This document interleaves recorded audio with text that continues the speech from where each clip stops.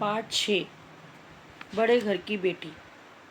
मुंशी प्रेमचंद हिंदी के उपन्यास सम्राट के नाम में विख्यात मुंशी प्रेमचंद का जन्म 31 जुलाई 1880 को वाराणसी के पास लम्ही नामक गांव में हुआ था।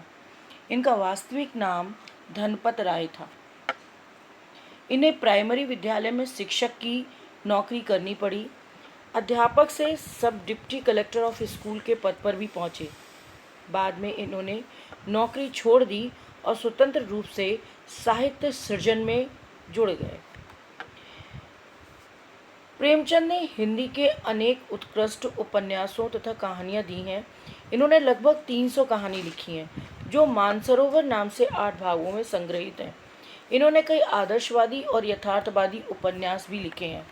आदर्शवादी होता है जो नियमों के अधीन चलकर कार्य करता है, उसे आदर्शवादी कहते हैं। यथार्थवादी व्यक्ति वो होता है जो अपनी वर्तमान परिस्थितियों के अनुसार कार्य करता है, उसे यथार्थवादी कहते हैं। अगले पृष्ठ पर बड़े घर की बेटी। बेनी माधव सिंह गौरी गांव के जमींदार और नंबरदार थे। उनके पितामह कहते हैं दादा को, किसी बड़े समय धन धान से संपन्न थे। गांव का पक्का तालाब और मंदिर, जिसकी अब मरम्मत भी मुश्किल थी, उन्हीं के कीर्ति स्तंभ थे। कीर्ति स्तंभ को अंडरलाइन कीजिए। कीर्ति स्तंभ जिस समय उनके यश, गौरव, धन धनाढ़ थे, तब उन्होंने वो सब चीज़ें बनवाई होंगी। आज केवल निशानी के तौर में उस गांव में रह गए हैं। बेनी माधव सिंह अपनी आधी से अधिक संपत्ति वकीलों को भेंट कर चुके थे। वकीलों को भेंट करने का तात्पर्य है कि जो ज़मींदार लोग होते हैं उनके पास ज़मीनों के मुकदमे चलते रहते हैं, तो इसलिए उनको वकीलों की बहुत फ़ीस देनी पड़ती है। उनका वर्तमान आय 1000 वार्षिक से अधिक ना थी, लेकिन अब जो उनकी आय है वो 1000 रुपया ही है। ठाकुर साहब के 2 बड़े बेटे थे। बड़े का नाम श्रीकंठ सिंह था। उसने बहुत दिनों के परिश्रम और उद्योग के बाद बीए की डिग्री प्राप्त की थी। अर्थात उसे बीए की डिग्री प्राप्त करने के लिए बहुत परिश्रम करना पड़ा था, तब कहीं जाके वो बीए को पास कर पाया था। अब एक दफ्तर में नौकर था। छोटा लाल बिहारी सिंह दोहरे बदन का सजीला जवान था। दोहरा बदन से तात्पर्य कि तंदुरुस्त, हृष्ट पुष्ट लड़का था। सजीला जवान, सुंदर लड़का था। तो दोहरे बदन का सजीला जवान था, इसको अंडरलाइन कर लीजिए आप। उसका चेहरा भरा, मुखड़ा, चौड़ी छाती। भैंस का 2 सेर दूध वह सवेरे उठकर पी जाता था। श्रीकंठ जी की दशा बिल्कुल विपरीत थी। इन नेत्रप्रिय गुणों को बीए इन्हीं 2 अक्षरों पर निछावर कर दिया था। मतलब उन्होंने बीए की करने के लिए इतनी मेहनत करी कि उनकी सेहत ही नहीं बन पाई। इन 2 अक्षरों के लिए शरीर को निर्बल और चेहरे को कांतिहीन बना लिया था। कांतिहीन कहते हैं जिस चेहरे से रौनक चली जाए, कोई आभा ना हो, कोई चमक ना हो, उसको कहते हैं कांतिहीन। कांतिहीन, चमक ना होना, चेहरे पर आभा ना होना।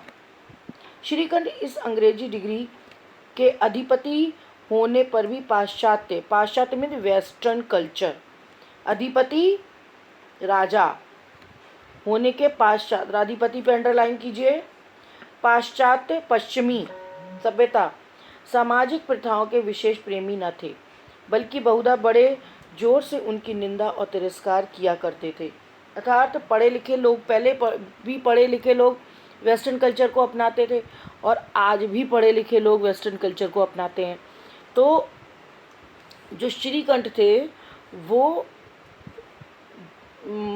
उसकी निंदा करते थे और तिरस्कार करते थे। दशहरे के दिन वे बड़े उत्साह से रामलीला में सम्मिलित होते और स्वयं किसी न किसी पात्र का अभिनय करते। प्राचीन सभ्यता का गुणगान उनकी प्रकृति का प्रधान अंग था। प्रकृति को अंडरलाइन कीजिए। प्रकृति मीन्स स्वभाव।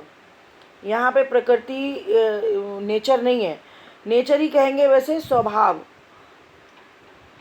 स्वभाव मीन्स आदतों वाली जो प्रकृति है का प्रधान अंग है। सम्मिलित कुटुंब, सम्मिलित माने एक साथ, कुटुंब परिवार, जो परिवार एक साथ रहते हैं, सम्मिलित कुटुंब के वे एकमात्र उपासक थे। उपासक पूजा करने वाले, मानने वाले। आजकल स्त्रियों को कुटुंब में मिलजुल कर रहने में जो अरुचि पसंद ना करना होती है, वह जाति और देश दोनों के लिए हानिकारक समझते थे। यही कारण था कि गांव की ललनाएं उनकी निंदक थीं। गांव की ललनाएं, ललनाएं मीन्स युवतियां, गांव की युवतियां उनकी निंदा करने वाली, अर्थ लिखते जाइए साथ के साथ जिनका मैं बता रही हूँ, निंदक थीं। कोई कोई तो उन्हें अपना शत्रु समझने में भी संकोच ना करती थी। स्वयं उनकी पत्नी को भी इस विषय पर उनसे विरोध था। वह इसलिए नहीं कि उसे अपने सास ससुर, देवर या जेठ आदि से घृणा थी, बल्कि उसका विचार था कि यदि बहुत कुछ सहने पर भी परिवार के साथ निर्वाह ना हो तो आए दिन की कलह से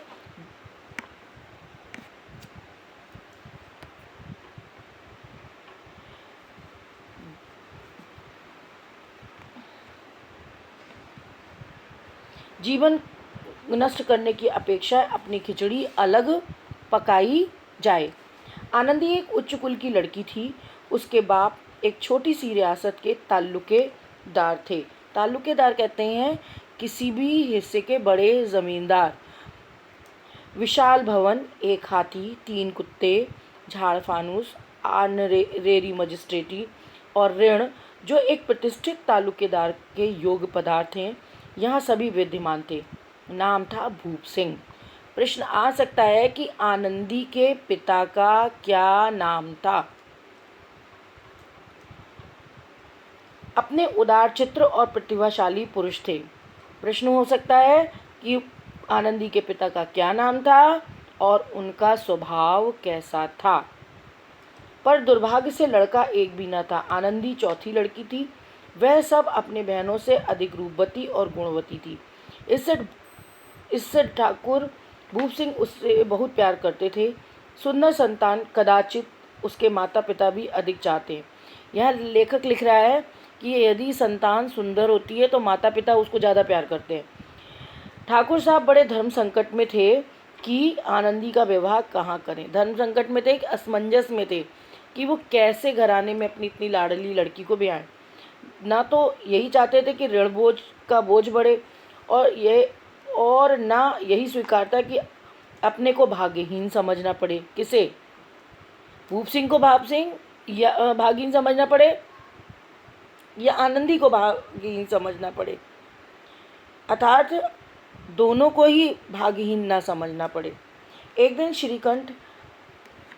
श्रीकंठ सिंह उनके पास किसी चंदे का रुपया मांगने गए। भूप सिंह उनके स्वभाव पर रीझ गए मतलब मुग्ध हो गए। उसके नीचे लिख दिए, रीझ के नीचे मुग्ध लिखिए, गए। धूमधाम से श्रीकंठ का आनंदी के साथ विवाह हो गया। आनंदी अपने नए घर में आई तो यहाँ रंग-ढंग कुछ और देखा। जिस टीम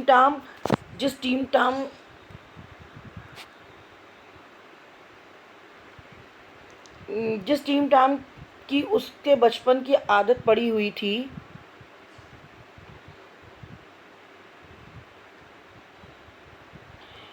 वह नाम मात्र को भी न था। हाथी घोड़ों का कहना ही क्या, कोई सजी हुई सुंदर बहली तक न थी। बहली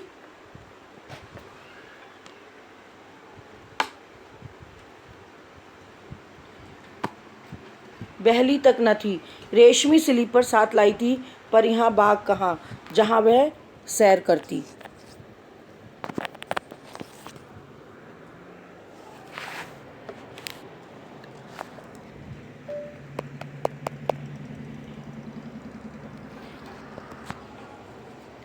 मकान की खिड़कियां तक न थीं, न जमीन पर फर्श, न दीवार पर तस्वीरें। वह एक सीधा साधा देहाती गृहस्थ का मकान था। किंतु आनंद ने थोड़े दिनों में ही अपने आप को इस नई परिस्थिति के ऐसा अनुकूल बना लिया मानो विलास का सामान कभी देखे ही ना हो। ये कितनी अच्छी बात है। यही बस एक लेखक यही बात यहाँ बता रहा है कि जो बड़े घर की बेटियाँ होती हैं वो कभी भी अपनी ससुराल में जाकर निंदा नहीं करती हैं। उनको जो कुछ भी मिलता है वह उस चीज़ को अपना लेती हैं।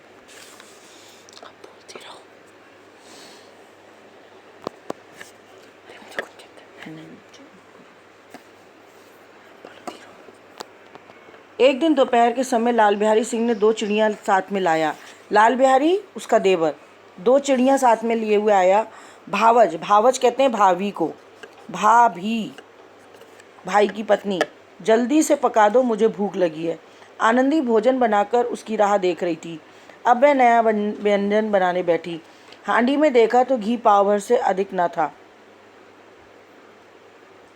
बड़े घर की बेटी किफ़ायत क्या जाने, उसने सब घी बांस में डाल दिया। लाल बिहारी खाने बैठा तो दाल में घी न था। बोला, दाल में घी क्यों ना छोड़ा।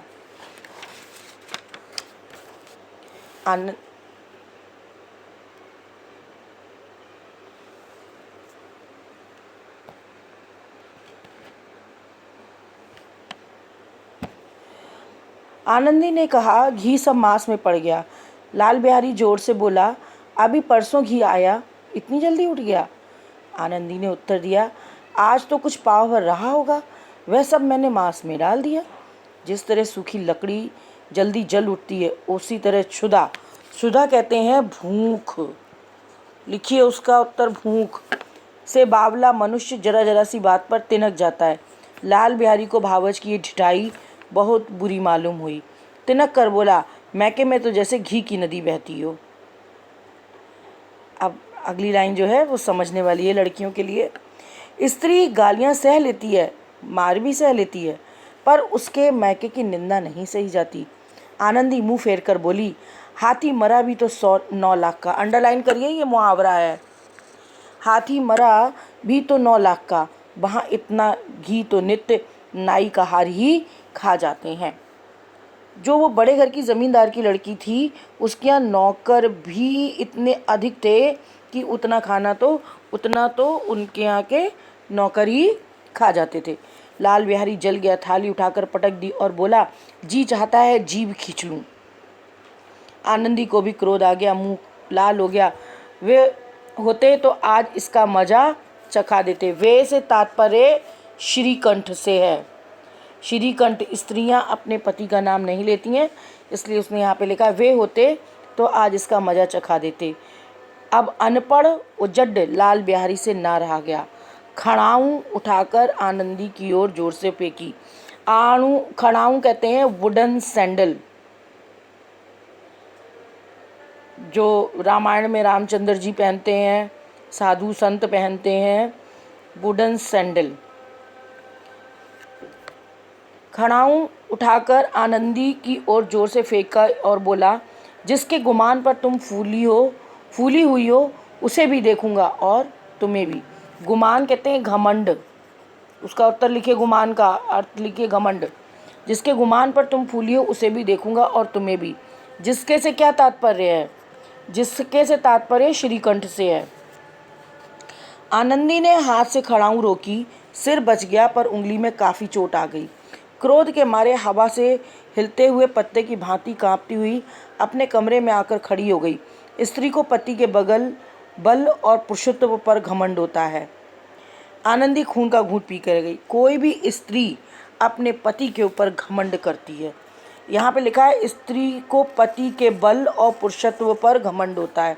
यहाँ पर उसको किस चीज़ की कमी लगी? वो केवल अपने पति श्रीकंठ की खातिर वहाँ रह रही थी और इसीलिए उसको अपने पति पर ही घमंड था। उसे पता था कि अगर मेरे पति होते तो वो मेरा पक्ष लेते और न्याय की बात करते। आनंदी खून का घूंट पीकर रह गई। श्रीकंठ सिंह शनिवार को घर आया करते थे। बृहस्पतिवार को यह घटना घटी थी। 2 दिन तक आनंदी कोप भवन में रही, ना कुछ खाया ना कुछ पिया, बस श्रीकंठ की बाट देखती रही।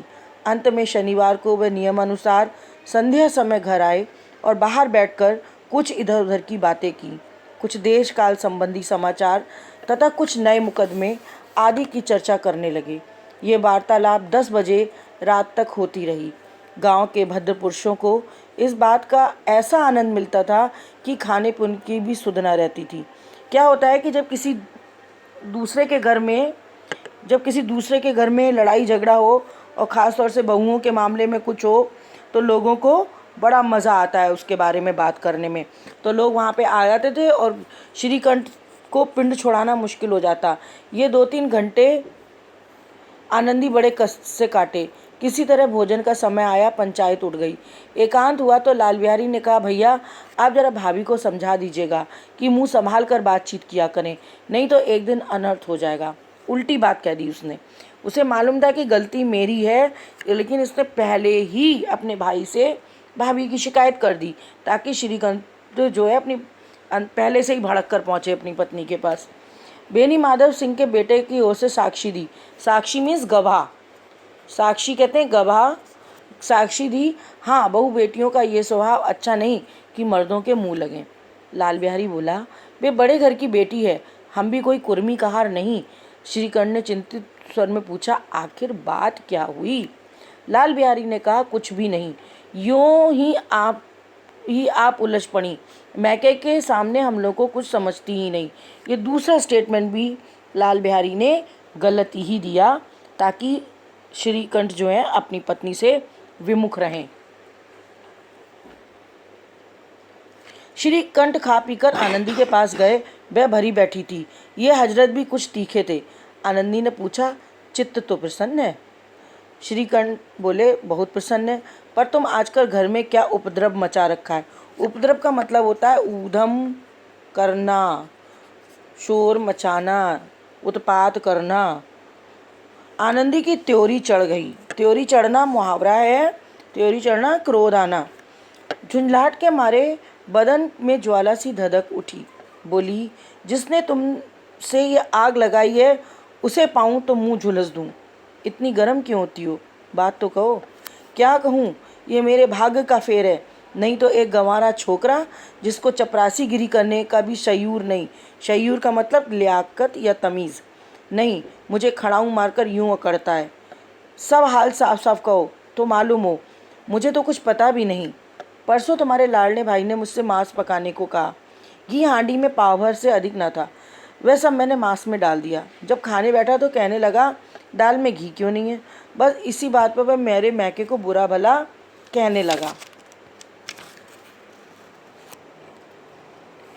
मुझसे रहा न गया कि वहाँ इतना घी तो नाई कहार खा जाते हैं और किसी को जान भी नहीं पड़ता। बस इतनी सी बात पे उस अन्यायी ने मुझ पर खड़ाऊँ फेंक मारी। यदि हाथ से ना रोक लेती तो सर फट जाता। उसी से पूछो मैंने जो कुछ कहा वह सच है या झूठ। श्रीकंठ की आंखें लाल हो गईं। बोले, यहाँ तक तो हो गया उस छोकरे का साहस। आनंदी स्त्रियों के स्वभावानुसार रोने लगी क्योंकि आंसू उनकी पलकों पर रहते हैं। श्रीकंठ धैर्यवान और शांत पुरुष थे। उन्हें कदाचित मीन्स कभी कभी उन्हें कदाचित ही क्रोध आता था, पर स्त्रियों के आंसू पुरुषों की क्रोधाग्नि भड़काने में घी का काम कर देते हैं। रात भर करवट बदलते रहे। उद्विग्नता यानी कि परेशानी, चिंता, बेचैनी, मतलब कि बस उठूं सुबह और मैं बात करूं उनसे। उद्विग्नता के कारण पलक तक नहीं झपकी। प्रातःकाल अपने बाप के पास जाकर बोले, दादा अब मेरा इस घर में निर्वाह ना होगा।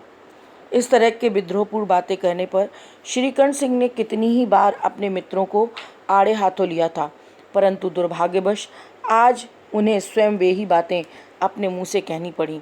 दूसरों को उपदेश देना भी कितना सहज है। बेनी माधव सिंह घबरा उठे और बोले, क्यों? श्रीकंठ सिंह बोले, इसलिए कि मुझे भी अपनी प्रतिष्ठा का कुछ ख्याल है। आपके घर में अब अन्याय और हठ का प्रयोग होता है। जिनसे बड़ों को आदर सम्मान करना चाहिए वे उनके सिर पर चढ़ते हैं। मैं दूसरे का नौकर ठहरा घर पर रहता नहीं। यहाँ मेरे पीछे स्त्रियों पर खड़ा हूँ और जूतों की बौछार होती है। कड़ी बात तक ही हो तो चिंता नहीं, कोई एक दो कह ले वहाँ तक मैं सह सकता हूँ, किंतु ये कदापि नहीं हो सकता कि मेरे ऊपर लात घुसे पड़े और मैं मुंह ना खोलूँ। कितनी अच्छी बात है उस आदमी की कि जो खड़ाऊँ पत्नी के ऊपर पड़ी थी उसने उसको स्वयं के लिए कहा कि यानी कि हम पति पत्नी एक हैं। अगर कोई मेरी पत्नी को भी मारता है तो उसको मारने का तात्पर्य भाई किसी ने मुझको मारा। बेनी माधव सिंह कुछ जवाब न दे सके। श्रीकंठ सदैव उनका आदर करते थे। उनके ऐसे तेवर देखकर बूढ़ा आवाक रह गया। केवल इतना ही बोला, बेटा तुम बुद्धिमान होकर ऐसी बातें करते हो। स्त्रियां इसी तरह घर का नाश कर देती हैं, उनको बहुत सिर चढ़ाना अच्छी बात नहीं। श्रीकंठ ने उत्तर दिया, इतना मैं जानता हूँ, आपके आशीर्वाद से मूर्ख नहीं हूँ। आप स्वयं जानते हैं, मेरे ही समझाने बुझाने से इसी गांव में कई घर संभल गए हैं। पर जिस स्त्री की मान प्रतिष्ठा का ईश्वर के दरबार में उत्तरदाता हूँ, अंडरलाइन करिए इस लाइन को, जिस स्त्री के मान प्रतिष्ठा की ईश्वर के दरबार में उत्तरदाता हूँ, उसके प्रति ऐसा घोर अन्याय और पशुवत व्यवहार असह्य है। यहाँ पर श्रीकंठ ने अपनी पत्नी का पक्ष लेते हुए कहा है कि मैंने उससे विवाह किया है और आज मैं उसकी मान प्रतिष्ठा का मैं ही रखवाला हूँ और मुझे ईश्वर के दरबार में इस बात का जवाब देना है कि मेरी पत्नी की मैं कितनी रक्षा कर पाया, उसके मान सम्मान की मैं कितनी रक्षा कर पाया हूँ। यदि परिवार में ही उसका अगर परिवार में ही उसके साथ पशुओं के समान व्यवहार होगा तो मैं सहन नहीं कर पाऊँगा। आप सच मानिए, मेरे लिए यही कुछ कम नहीं कि लाल बिहारी को कुछ दंड नहीं दिया। वो मतलब क्योंकि श्रीकंठ लाल बिहारी को बहुत प्यार करते थे, तो कह रहे हैं ये कम नहीं है कि मैंने उसको कुछ नहीं कहा। लाल बिहारी को मैं अपना भाई नहीं समझ।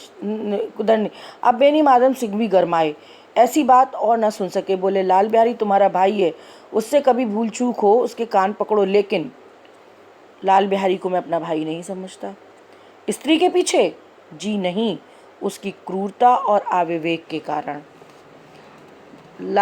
श्रीकंठ के पिताजी आरोप लगा रहे हैं कि तुम अपने भाई से इसलिए नाराज हो अपनी पत्नी के पीछे, लेकिन श्रीकंठ जवाब देते हुए कह रहे हैं कि मैं अपनी पत्नी के पीछे उससे नाराज नहीं हूँ, मैं उसकी आदतों के पीछे, उसकी बेवकूफ़ी के कारण, उसकी जो क्रूरता उसने अपनी भाभी के साथ की है, उसके कारण मैं उसको अपना भाई नहीं समझता हूँ। दोनों कुछ देर चुप रहे। ठाकुर साहब अपने लड़के का क्रोध शांत करना चाहते थे, लेकिन ये नहीं स्वीकार करना चाहते थे कि लाल बिहारी ने कोई अनुचित काम किया है। मतलब उसने अपनी भाभी को खड़ाऊँ मार दी, लेकिन तब भी वो अपनी बहू के पक्ष में न जाकर अपने लड़के के पक्ष में थे और ये नहीं मानना चाहते थे कि उसने गलती की है। इसी बीच गांव के अन्य कई सज्जन हुक्के चिलम के बहाने वहां आ बैठे। कई स्त्रियों ने जब सुना कि श्रीकंठ सिंह पत्नी के पीछे पिता से लड़ने को तैयार हैं तो उन्हें बड़ा हर्ष हुआ। औरतों को बड़ा मज़ा आता है, किसी घर में लड़ाई हो जाए तो मोहल्ले पड़ोस वालों को बड़ा मज़ा आता है, ख़ास तौर से अगर बहू की लड़ाई हो जाए तब। दोनों पक्षों की मधुर वाणियाँ सुनने के लिए उनकी आत्माएं अकुलाने लगीं। वो लोग सोचे थे इनके घर में लड़ाइयाँ हों तो हम सुने, मज़ा लें। गांव में कुछ ऐसे कुटिल मनुष्य भी थे जो इस कुल की नीतिपूर्ण गति पर मन ही मन जलते थे। इन महानुभावों की शुभकामनाएं आज पूरी होती दिखाई दी। कोई हुक्का पीने के बहाने, कोई लगान की रसीद दिखाने के बहाने आकर बैठ गए। बेनी माधव सिंह भाई पुराने आदमी थे, इन भावों को ताड़ गए। उन्होंने निश्चय किया, चाहे कुछ भी क्यों ना हो, इन द्वेषियों, द्वेषी मीन्स जलने वालों को ताली बजाने का अवसर ना दूंगा। तुरंत कोमल शब्दों में बोले, बेटा मैं तुमसे बाहर नहीं हूँ, तुम्हारा जी जो चाहे करो, अब तो लड़के से अपराध हो ही गया। इलाहाबाद का अनुभव रहित झल्लाया हुआ ग्रेजुएट इस बात को ना समझ सका। उसे डिबेटिंग क्लब में अपनी बात पर अड़ने की आदत थी। इन हथकंडों की उसे क्या खबर। बाप ने जिस मतलब से बात पलटी थी वह उसकी समझ में ना आई। बोला, मैं लाल बिहारी के साथ अब इस घर में नहीं रह सकता। बेनी माधव सिंह ने पुचकारा, बेटा बुद्धिमान लोग मूर्खों की बात पर ध्यान नहीं देते। वह बेसमझ लड़का है, उससे जो कुछ भूल हुई तुम बड़े होकर क्षमा करो। श्रीकंठ को आवेश आ गया। बोले, उसकी इस दुष्टता को मैं कदापि नहीं सह सकता। या तो वही घर में रहेगा या मैं ही। आपको यदि वह अधिक प्यारा है तो मुझे विदा कीजिए। मैं अपना भार संभाल लूँगा। यदि मुझे रखना चाहते हैं तो उससे कहिए जहाँ चाहे चला जाए, बस मेरा ये अंतिम निश्चय। मतलब श्रीकंठ इतने नाराज़ हो गए थे कि घर में दोनों भाइयों में से एक ही रहेगा, दोनों नहीं आएंगे।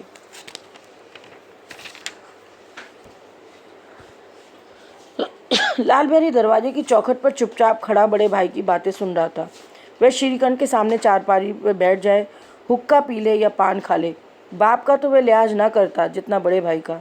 श्रीकंठ को भी उस पर हार्दिक स्नेह था। अपने होश में उन्होंने कभी से घुड़का तक नहीं था। जब वह इलाहाबाद से आते तो उसके लिए कोई ना कोई वस्तु अवश्य लाते। मुगदर की जोड़ी उन्होंने ही बनवा कर दी थी। मुगदर मुगदर कहते हैं जो पहलवान लोग, जिसको तुम लोग डंबल कहते हो, तो लकड़ी के बने हुए होते थे मुगदर। पहलवान लोग उसे चलाया करते थे। वो थोड़े लंबे तरह के होते हैं बने हुए, और डंबल तो गोल गोल होते हैं, और मुगदर थोड़े से गदा टाइप के होते हैं, मगर उसमें गोल गोल उसमें नहीं बना होता है, उसे मुगदर कहते हैं। कि जोड़ी उन्होंने ही बनवा के दी थी। पिछले साल जब वे अपने से जोड़े जमान को नागपंचमी के दिन दंगल में पछाड़ दिया तो पुलकित होकर अखाड़े में ही जाकर गले लगा लिया और 5 रुपए के पैसे लुटाए थे। ऐसे भाई के मुंह से आज हृदय विदारक बात सुनकर लाल बिहारी को बड़ी ग्लानी मीन्स शर्मिंदगी हुई, शर्म लगी। वह फूट फूट कर रोने लगा। इसमें संदेह नहीं कि अपने किए पर वह पछता रहा था। भाई के आने के बाद एक दिन पहले से उसकी छाती धड़कती थी कि देखूं भैया क्या कहते हैं, मैं उनके सम्मुख कैसे जाऊंगा, उनसे कैसे बोलूँगा, मेरी आंखें उनके सामने कैसे उठेंगी। उसने समझा था कि भैया मुझे बुलाकर समझा देंगे। इस आशा के विपरीत आज उन्हें कठोरता की मूर्ति बने हुए पाया। वह मूर्ख था, परंतु उसका मन कहता था कि भैया मेरे साथ अन्याय कर रहे हैं। यदि श्रीकंठ उसे अकेले में बुलाकर 2-4 कड़ी बात कह देते, इतना ही नहीं 2-4 तमाचे भी लगा देते, तो कदाचित उसे दुख ना होता। पर भाई का ये कहना कि अब सूरत नहीं देखना चाहता, लाल बिहारी से सहा ना गया। लाल बिहारी को सब कुछ था मंजूर था कि भैया उसे डांट लें, मार लें, कुछ भी कह लें, लेकिन जब मुंह ना देखें ये बात उसको बहुत दुख दे गई। वह रोता हुआ घर आया, कोठरी में जाकर कपड़े पहने, आंखें पोंछी, जिससे कोई ये न समझे कि वह रो रहा है। इसके उपरांत वह आनंदी के द्वार पर आकर बोला, भाभी भैया ने निश्चय किया है कि मेरे साथ इस घर में ना रहेंगे। अब वे मेरा मुंह भी नहीं देखना चाहते, इसलिए मैं जाता हूँ। उन्हें फिर मुंह ना दिखाऊंगा।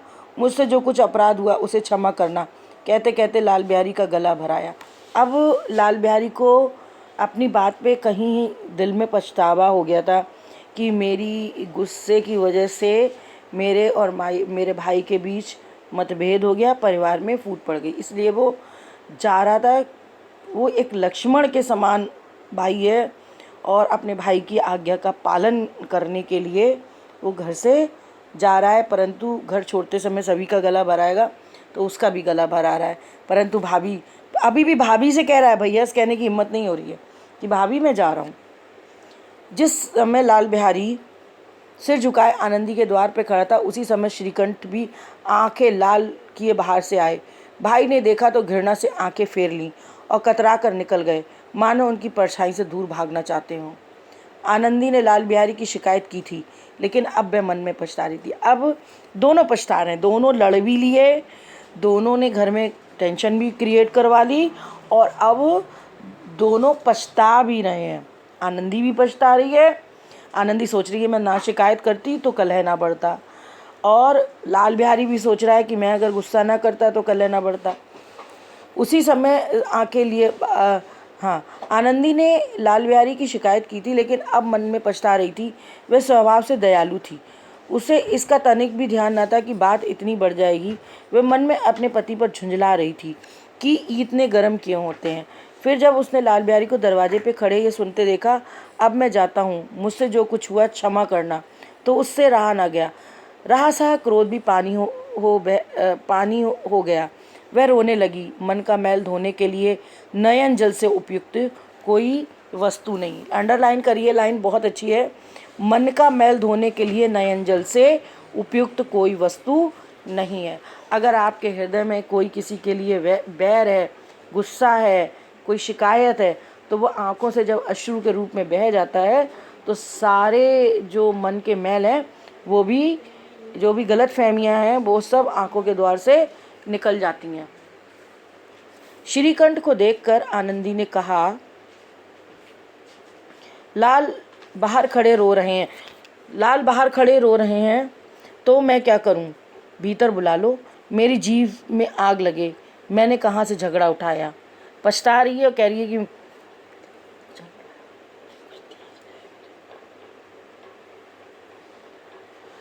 मैं नहीं बुलाऊंगा, पछताओगे, उन्हें भी बहुत गिलानी हो रही है, ऐसा ना कहो कि वे चल दें।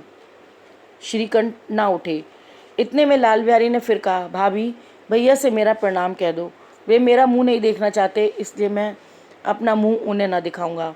लाल बिहारी इतना कह लौट पड़ा, शीघ्रता से दरवाजे की ओर बढ़ा। अंत में आनंदी कमरे से निकली और उसका हाथ पकड़ लिया। लाल बिहारी ने पीछे मुड़कर देखा और आंखों में आंसू भरकर बोला, मुझे जाने दो। कहाँ जा रहे हो? जहाँ मेरा कोई मुंह ना देखे। मैं तुम लोग के साथ रहने योग्य नहीं हूँ। तुम्हें मेरी सौगंध, अब एक पग भी आगे ना बढ़ाना। ये आनंदी ने कहा लाल बहादुर से, तुम्हें मेरी सौगंध, अब एक पग भी आगे ना बढ़ाना। जब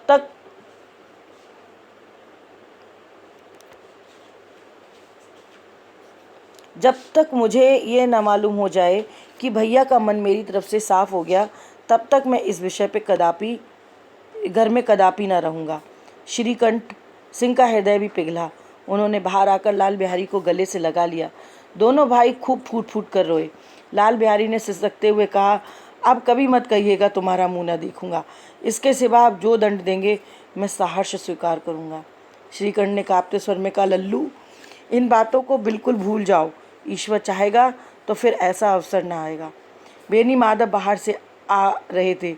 दोनों भाइयों को गले मिलते देखकर आनंद से पुलकित हो गए और बोल उठे, बड़े घर की बेटियां ऐसी ही होती हैं, बिगड़ता हुआ काम बना लेती हैं। गांव में जिसने भी ये वृत्तांत सुना, वृत्तांत किस्सा, उसने इन्हीं शब्दों में आनंदी की उदारता को सराहा, बड़े घर की बेटियां ऐसी ही होती हैं। अर्थात ये पाठ हमें ये शिक्षा देता है कि बड़े घर का होना किसी धनाढ्य घर का होना नहीं होता। किसी धनवान घर की बेटी होना ही बड़े घर की बेटी नहीं है। बड़े घर की बेटी से तात्पर्य है कि आप कितनी संस्कारी हैं, आप अपने परिवार को किस प्रकार से जोड़ सकती हैं, कहाँ कहाँ हम कॉम्प्रोमाइज़ करके अपने परिवार को टूटने से बचा सकते हैं। इस पाठ का संदेश यही है, यही इस कहानी का उद्देश्य भी है। कहानी का उद्देश्य है कि संयुक्त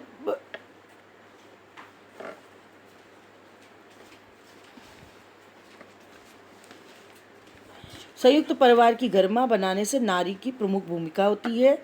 श्रीकंठ की पत्नी आनंदी इस प्रतिष्ठित परिवार की कन्या थी।